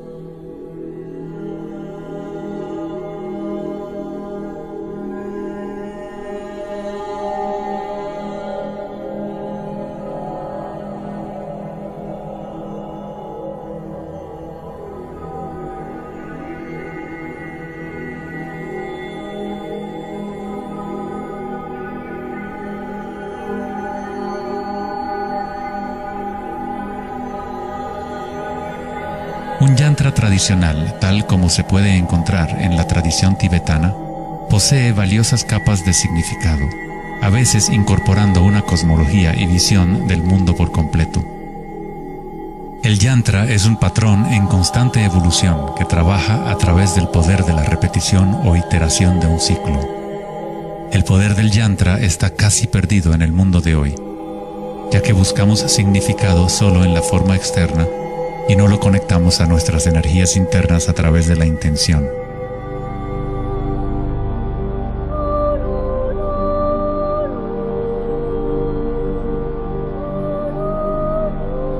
Hay una buena razón por la cual sacerdotes, monjes y yogis han sido tradicionalmente célibes. Hoy en día, apenas una fracción conoce la razón de su celibato, pues el verdadero propósito se ha perdido. En pocas palabras, si tu energía se va a consumir en producir más espermatozoides u óvulos, según sea el caso, no queda suficiente para impulsar la ascensión del Kundalini que activa los chakras superiores. El Kundalini es energía vital, la cual es también energía sexual. Cuando la conciencia se enfoca menos en deseos animales y se coloca en los objetos que reflejan los chakras superiores, esta energía fluye de regreso a la médula espinal ascendiendo hacia esos chakras.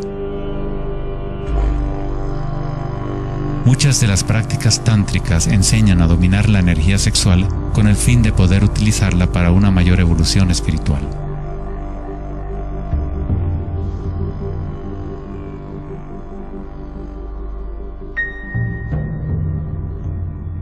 Tu estado de conciencia crea las condiciones adecuadas para que tu energía pueda crecer. Entrar en un estado de conciencia no requiere de tiempo. Como dice Eckhart Tolle, la conciencia y la presencia siempre suceden en el ahora.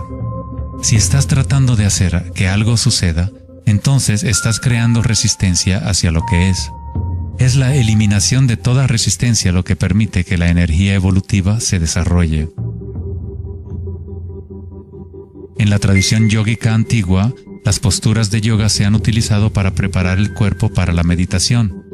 El Hatha Yoga nunca fue enseñado como un régimen de ejercicio, sino como una forma de conectar nuestro mundo interior y exterior.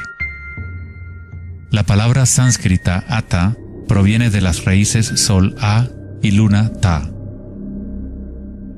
En el Yoga Sutra original de Patanjali, el propósito de las 8 ramas del yoga es igual al noble sendero de 8 facetas del Buda, para la liberación del sufrimiento. Cuando las polaridades del mundo dual están en equilibrio, surge un tercer elemento. Nos encontramos con la misteriosa llave dorada que abre las fuerzas evolutivas de la naturaleza. Esta síntesis de los canales del Sol y la Luna es nuestra energía evolutiva.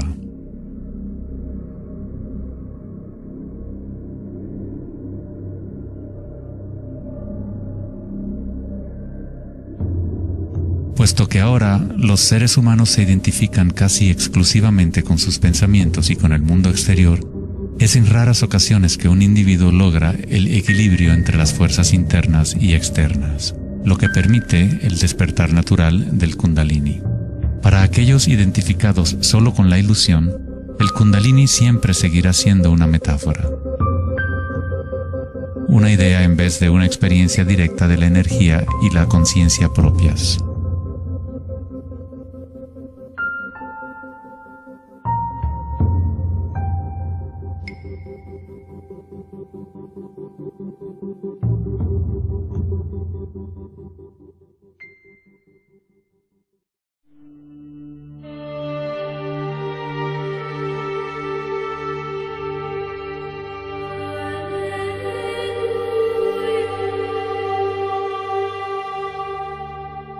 La vida, la libertad y la búsqueda de la felicidad.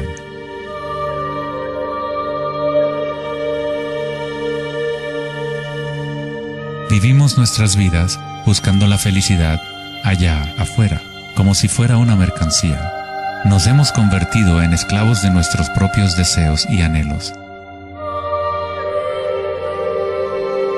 La felicidad no es algo que pueda ser perseguido o comprado como un traje barato. Esto es maya, ilusión, el juego interminable de la forma. En la tradición budista, samsara, o el ciclo interminable del sufrimiento, se perpetúa por el deseo de placer y la aversión al dolor. Freud se refirió a esto como el principio del placer. Todo lo que hacemos es un intento de crear placer, para obtener algo que deseamos o para evitar algo que no es deseable, que no queremos. Incluso un organismo simple como el paramecio hace esto. Esto se llama respuesta al estímulo. A diferencia de un paramecio, los humanos tenemos más posibilidades de elección. Somos libres para pensar, y ahí radica el problema. Es pensar en lo que deseamos, lo que se ha salido de control.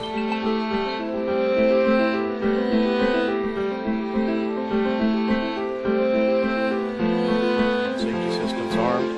10, 9, 8, 7, 6, 5, 4, 3, 2, 1, 0, and liftoff of Endeavour, going where east and west do meet at the International Space Station. El dilema de la sociedad moderna es que tratamos de entender el mundo no en términos de conciencia interna arcaica, sino cuantificando y calificando lo que percibimos como el mundo externo, a través de medios científicos y mentales. Pensar solo ha llevado a pensar más y a formular más preguntas. Anhelamos conocer el secreto que crea el mundo y orienta su camino, pero consideramos esta esencia como si estuviera fuera de nosotros, no como una cosa viviente e inherente a nuestra propia naturaleza. Fue el famoso psiquiatra Carl Jung quien dijo: aquel que mira hacia afuera sueña, aquel que mira hacia adentro despierta. No tiene nada de malo desear estar despierto, ser feliz. Lo que está mal es buscar la felicidad fuera cuando solo se puede encontrar en nuestro interior.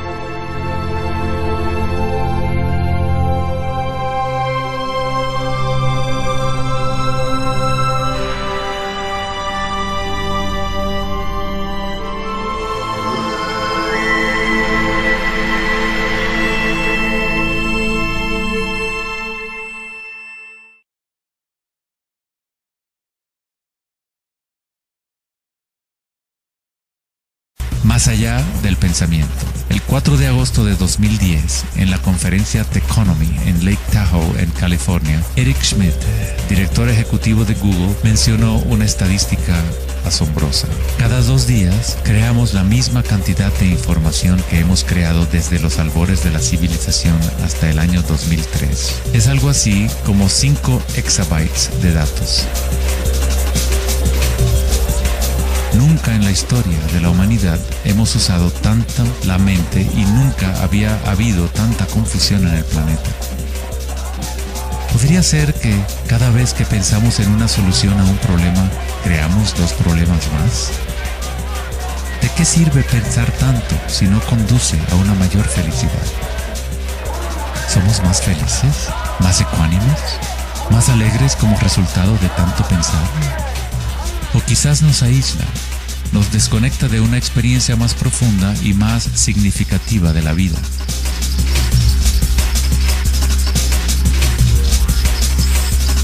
Pensar, actuar y hacer deben estar en equilibrio con el ser. Después de todo, somos seres humanos, no actos humanos.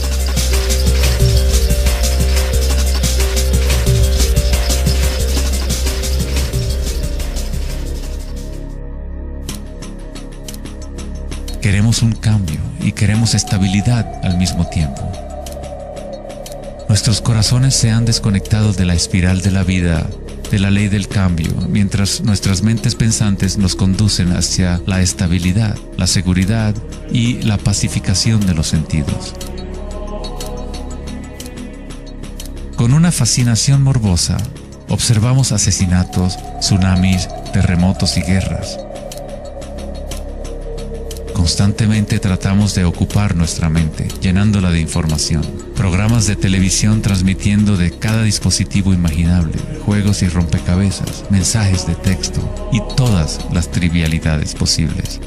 Nos dejamos fascinar con la corriente infinita de nuevas imágenes, nuevas informaciones, nuevas formas de provocar y pacificar nuestros sentidos.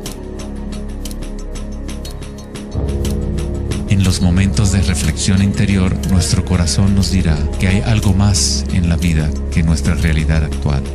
Que vivimos en un mundo de espíritus hambrientos, siempre anhelando más y nunca satisfechos.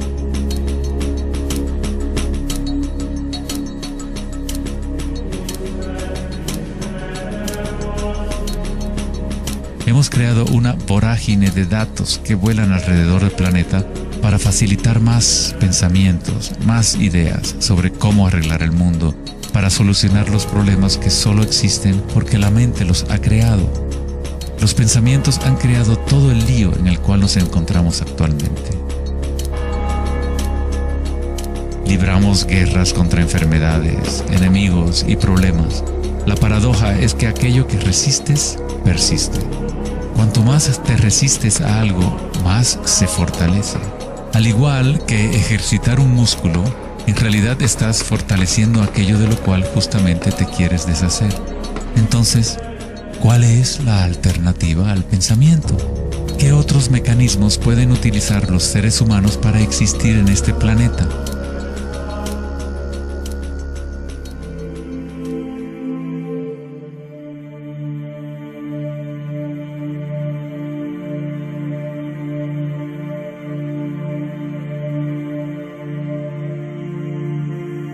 Mientras que la cultura occidental en los últimos siglos se ha centrado en la exploración de lo físico mediante el uso del pensamiento y el análisis, otras culturas antiguas han desarrollado tecnologías igualmente sofisticadas para explorar el espacio interior. Es la pérdida de nuestra conexión con nuestro mundo interior lo que ha creado un desequilibrio en nuestro planeta. El antiguo inquilino, «Conócete a ti mismo», ha sido reemplazado por el deseo de experimentar en el mundo externo de la forma. Responder a la pregunta ¿quién soy? No es simplemente una cuestión de describir lo que está en tu tarjeta de presentación. En el budismo, no eres el contenido de tu conciencia. No eres apenas una colección de pensamientos o ideas, porque detrás de los pensamientos está aquel que está siendo testigo de los pensamientos.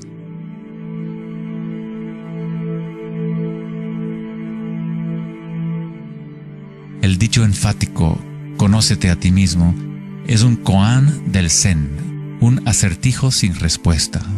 Como un perro persiguiendo su cola, es solo la identidad del ego que quiere encontrar una respuesta, un propósito.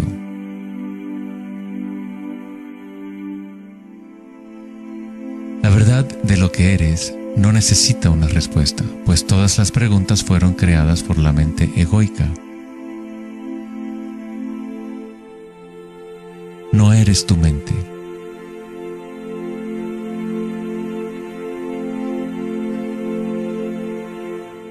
La verdad no yace en más respuestas, sino en menos preguntas.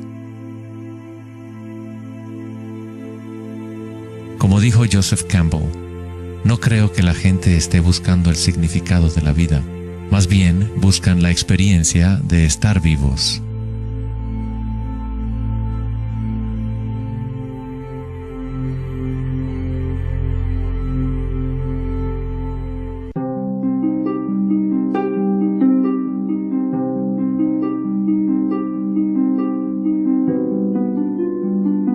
Cuando al Buda le preguntaron, ¿qué eres?, simplemente dijo, estoy despierto. ¿Qué quiere decir eso, estar despierto?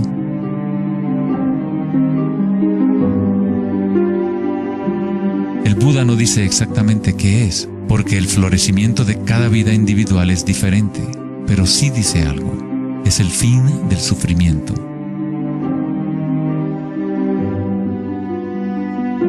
Toda tradición religiosa importante tiene un nombre para el estado de estar despierto: cielo, nirvana o moksha. Una mente en calma es todo lo que hace falta para comprender la naturaleza de la corriente. Todo lo demás ocurrirá una vez que tu mente esté en calma. En esta quietud, las energías internas despiertan y funcionan sin esfuerzo de tu parte. Como dicen los taoístas, el chi sigue a la conciencia.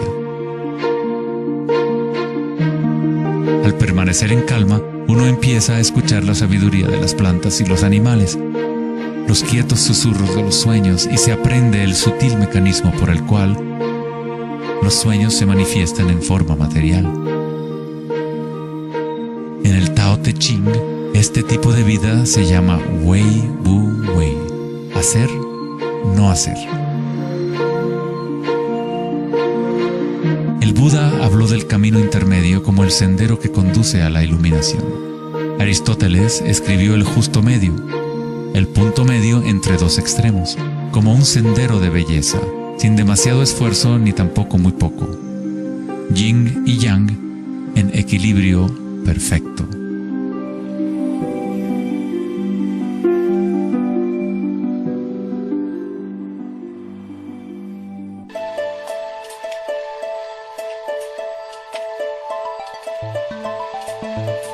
La noción de Vedanta sobre Maya, o la ilusión, es que no experimentamos el medio ambiente en sí, sino una proyección creada por los pensamientos. Por supuesto, tus pensamientos te permiten experimentar el mundo vibratorio de cierta manera, pero nuestra ecuanimidad interior no tiene que estar supeditada a acontecimientos externos. La creencia en un mundo externo independiente del sujeto que percibe es fundamental para la ciencia. Pero nuestros sentidos solo nos entregan información indirecta. Nuestras nociones acerca de este mundo físico creado por nuestra mente están siempre filtradas por nuestros sentidos y, por lo tanto, siempre son incompletas. Hay un campo de vibraciones que subyace en todos los sentidos. Las personas con una condición llamada sinestesia a veces sienten este campo vibratorio de diferentes maneras. Los sinestésicos pueden ver los sonidos como colores o formas, o las cualidades asociadas de un sentido hacia otro. La sinestesia se refiere a una síntesis o amalgama de los sentidos. Los chakras y los sentidos son como un prisma que filtra una serie de vibraciones. Todas las cosas del universo están vibrando a diferentes velocidades y frecuencias. El ojo de Horus se compone de 6 símbolos. Cada uno representa uno de los sentidos. Al igual que el sistema védico antiguo, el pensamiento se considera un sentido.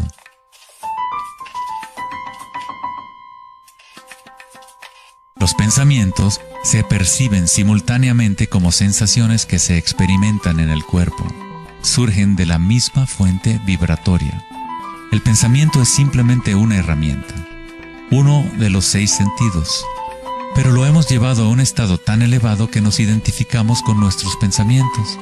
El hecho de que no identificamos el pensamiento como uno de los 6 sentidos es muy significativo. Estamos tan inmersos en nuestros pensamientos que al tratar de explicar el pensamiento como un sentido es como explicarle a un pez el agua. ¿Agua? ¿Qué agua?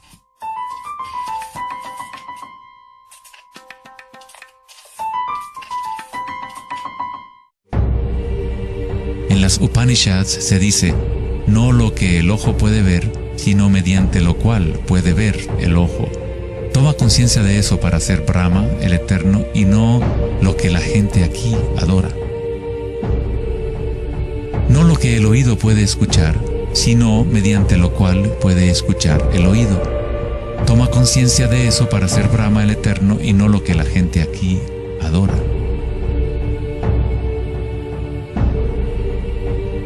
No lo que el habla puede iluminar, sino mediante lo cual el habla puede iluminarse. Toma conciencia de eso para ser Brahma, el Eterno, y no lo que la gente aquí adora.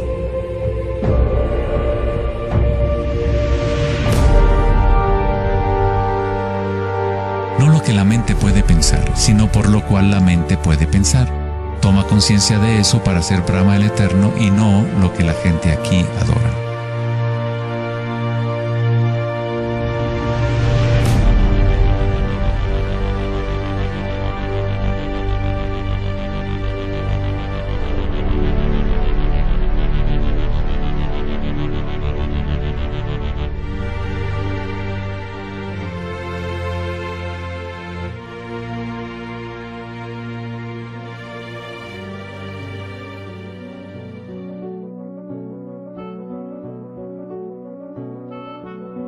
En la última década, grandes avances se han llevado a cabo en el ámbito de la investigación cerebral. Los científicos han descubierto la neuroplasticidad, un término que expresa la idea de que el cableado físico del cerebro cambia según los pensamientos que se mueven a través de él. Como expresó el psicólogo canadiense Donald Hebb, las neuronas que se ponen en marcha al mismo tiempo se conectan entre sí. Las neuronas se conectan al máximo cuando una persona entra a un estado de atención ininterrumpida. Lo que esto significa es que es posible dirigir tu propia experiencia subjetiva de la realidad. Literalmente, si tus pensamientos son de temor, preocupación, ansiedad y negatividad, estás incrementando la conexión para que surjan más pensamientos similares. Si diriges tus pensamientos hacia el amor, la compasión, la gratitud y la alegría, creas la conexión para repetir esas experiencias. ¿Cómo hacerlo cuando estamos rodeados de violencia y sufrimiento? ¿No es esto una especie de engaño o vana ilusión? La neuroplasticidad no es lo mismo que la noción de la nueva era que dice que creas tu realidad con pensamientos positivos. En realidad es lo mismo que el Buda enseñó hace 2500 años. La meditación vipassana o la meditación introspectiva podría describirse como neuroplasticidad autodirigida. Aceptas tu realidad tal como es, como realmente es. Pero tú lo experimentas en el nivel raíz de la sensación, en el nivel vibratorio o energético, sin prejuicio o la influencia del pensamiento. A través de una intención ininterrumpida en el nivel raíz de la conciencia, se crea la conexión para una percepción completamente diferente a la realidad.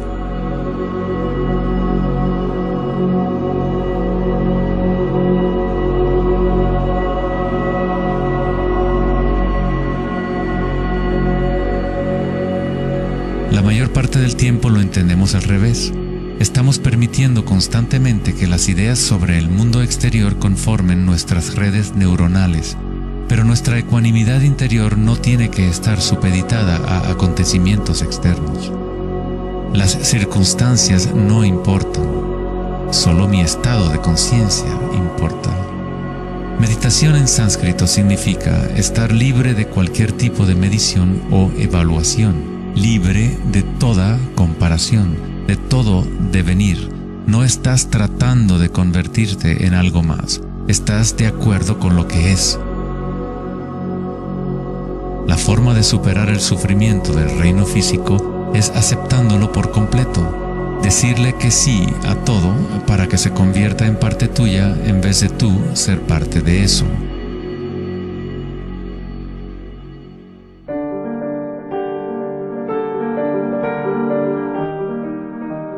¿Cómo se puede vivir de tal manera que la conciencia deje de estar en conflicto con su contenido? ¿Cómo puede uno vaciar el corazón de las ambiciones mezquinas? Debe haber una revolución total en la conciencia, un cambio radical en la orientación del mundo exterior al interior. No es una revolución provocada solo por la voluntad o el esfuerzo, sino también por la entrega total, la aceptación de la realidad tal como es. Solamente desde el corazón podemos tocar el cielo. Rumi. La imagen del corazón abierto de Cristo transmite de forma poderosa la idea de que uno debe abrirse al dolor. Uno debe aceptar todo si desea permanecer abierto a la fuente de la evolución. Esto no significa que te conviertes en un masoquista. No buscas dolor, pero cuando el dolor viene, lo cual inevitablemente ocurre, simplemente aceptas la realidad tal como es en lugar de anhelar otra realidad. Los hawaianos han creído durante mucho tiempo que es a través del corazón que aprendemos la verdad. El corazón tiene su propia inteligencia, tan obvia como la del cerebro. Los egipcios creían que el corazón, y no el cerebro, era la fuente de la sabiduría humana. El corazón era considerado el centro del alma y la personalidad. Era a través del corazón que se expresaba la divinidad, impartiendo conocimientos a los antiguos egipcios sobre su verdadero camino. Este papiro representa la medición del peso del corazón. Era considerado algo bueno pasar la vida después de la muerte con un corazón liviano. Eso significaba que habías tenido una buena vida. Una etapa universal o arquetípica que experimentan las personas en el proceso del despertar del centro del corazón es la experiencia de la energía personal como la energía universal.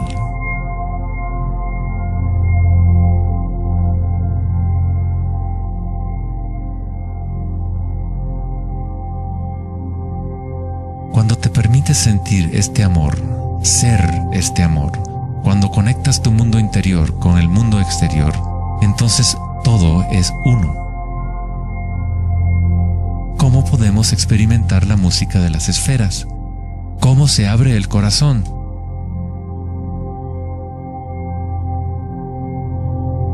Sri Ramana Maharshi dijo: Dios habita en ti, como tú, y no tienes que hacer nada para ser consciente de Dios o de ti mismo. Ya es tu estado verdadero y natural.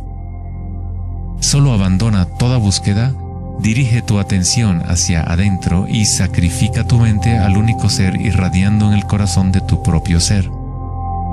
Para que esto sea tu experiencia que vives en el presente, el autoconocimiento es el único camino directo e inmediato.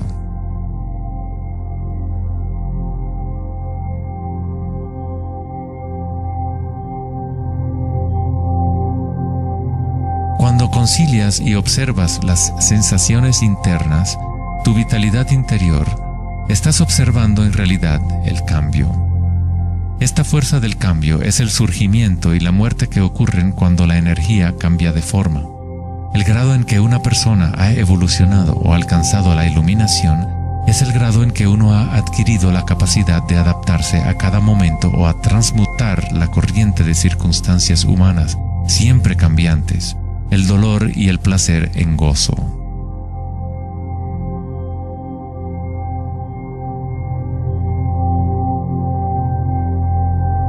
Leo Tolstoy, autor de La Guerra y la Paz, dijo que todo el mundo piensa en cambiar el mundo, pero nadie piensa en cambiarse a sí mismo.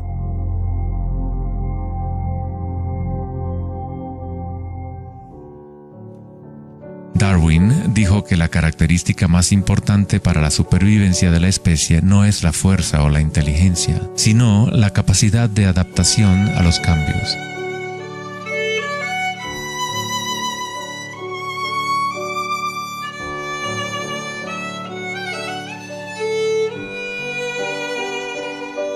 Debemos convertirnos en expertos en adaptación. Esta es la enseñanza budista de Anika. Todo está surgiendo y desapareciendo, cambiando. El cambio es constante. El sufrimiento existe solo porque nos apegamos a una forma particular.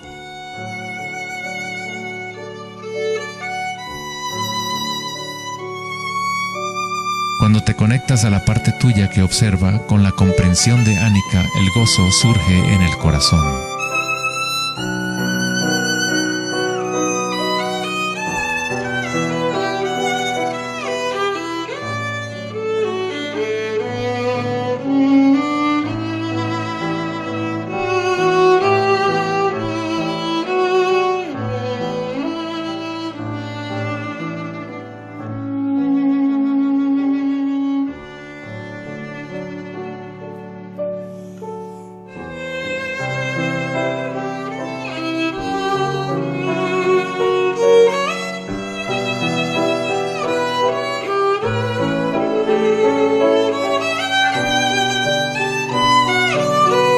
Santos, sabios y yogis a lo largo de la historia han descrito de una manera unánime la unión sagrada que se produce en el corazón, ya sean las obras de San Juan de la Cruz, los poemas de Rumi o las enseñanzas tántricas de la India.